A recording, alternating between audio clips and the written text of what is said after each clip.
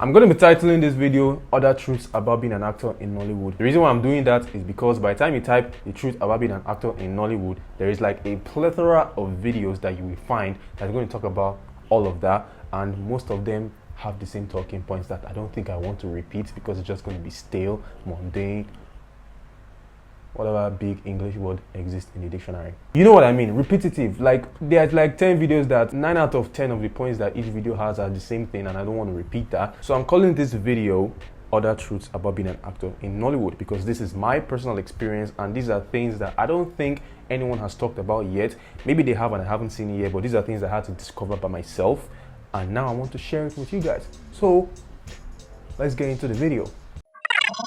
Yeah, boy. The very first thing I don't think people understand about being an actor in Nollywood, especially when you're just starting out, is that unless you are a nepo baby or you're just a very lucky person, you are gonna suffer mentally, spiritually, emotionally, and most especially financially. Because when you start out, you're not really going to be making a lot of money from it. It's really just about passion at first, and you're not really going to see that project that's going to give you that big break. You're just gonna have to keep showing up and showing up and showing up consistently until you start making that money, and you still need to eat while you're doing that. So you're gonna have to try and find a way to balance your life, you know, whatever it is you're doing to make money on the side while you're still trying to pursue your passion in acting. You have to keep doing it and finding a way to balance it before you get that big break. So stubbornness is going to be your portion unless you're a nepo baby or you just have money that you're not using somewhere, so you can really take time and focus on being actor that you want to be. The second thing is that when you first start out, people are going to think that you are very mad, especially family members if you are from a Nigerian household. Because let's be real, most of the actors in the industry didn't really wake up and say, I want to be an actor. It took a while and they had to do other things in their life before they realized that they were talented in acting or that they were passionate in acting. Most of our actors are lawyers, accountants, have one very heavy degree that Nigerian parents always wanted their kids to have, and then all of a sudden you're an actor, and the moment you decide that you want to be an actor, everyone in your family is going to think that you're mad, and they're going to try to do an intervention to wake you up from that delusion, because not everybody makes it in this industry. And some of the time it comes from a place of love, other times they're just haters. The point is, you're going to look like a mad person until you start really getting results from this work. So you really have to be strong in your conviction about this job, because it's a job, but it's not the type of job that you can really enjoy like that, especially if you're going in for the money at first. So you really need to be passionate about this thing and just block out all the noise. Don't listen to anybody, literally anybody. Some of them will beat you. Like me, my mommy beat me like shaggy, almost killed me when I said I wanted to be an actor. She thought I was very mad. That's why I called my company Wereys Big Dreams. Every single person at the time when I told that I wanted to be an actor and make films thought that I was insane, and they wanted to check me into a mental institution.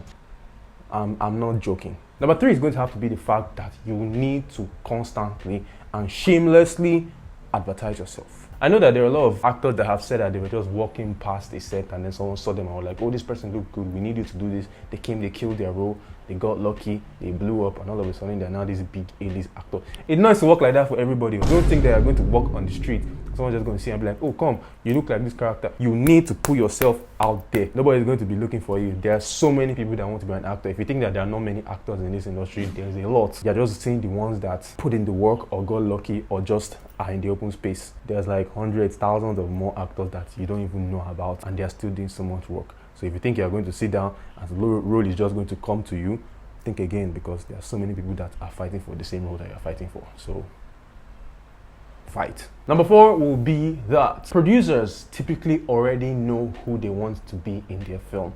So most of the times the audition process, at least in my own experience and in my own opinion, are really just to see who else can play this role.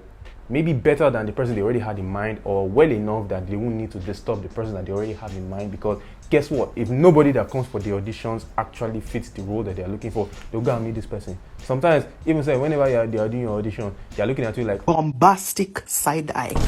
And they might usually be trying to compare you to the person that they already have in mind to see if you can act like them or better than them. You really need to just put everything out there, especially during the audition process. Do not conceal any features that you think you have, because you're like, no, you're waiting to get to set, because you might not even get to set.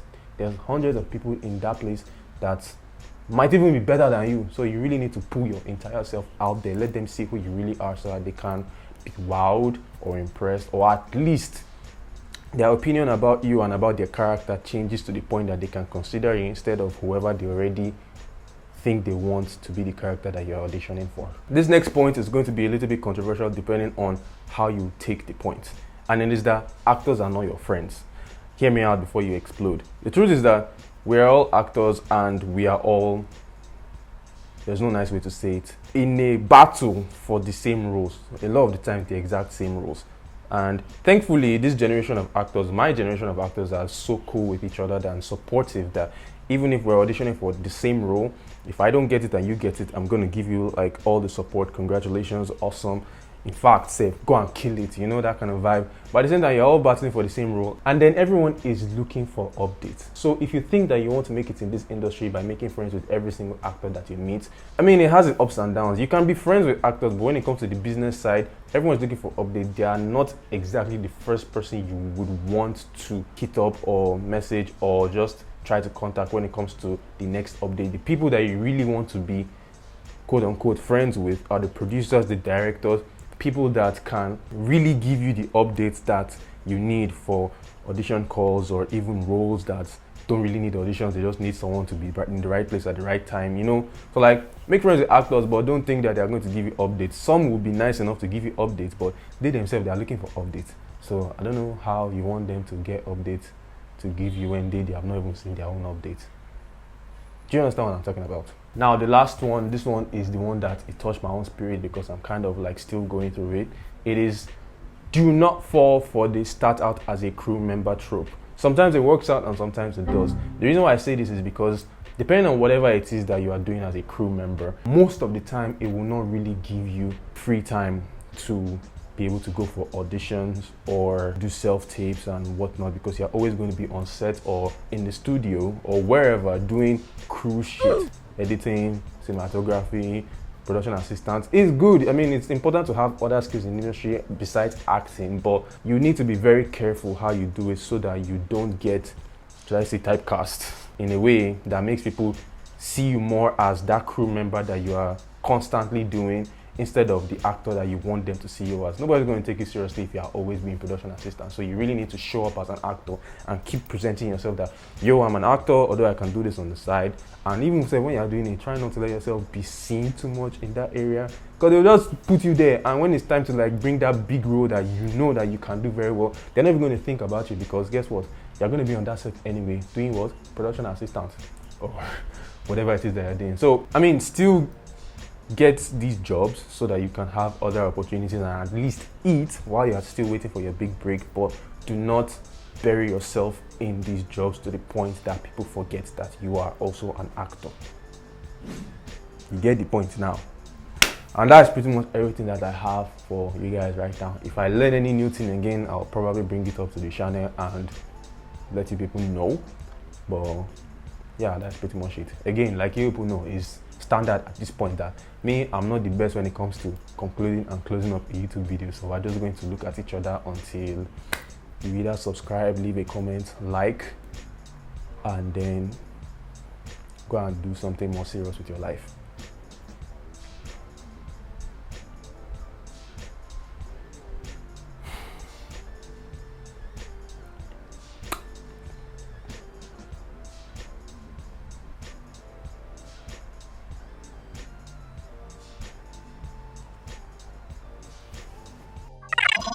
Yeah, boy.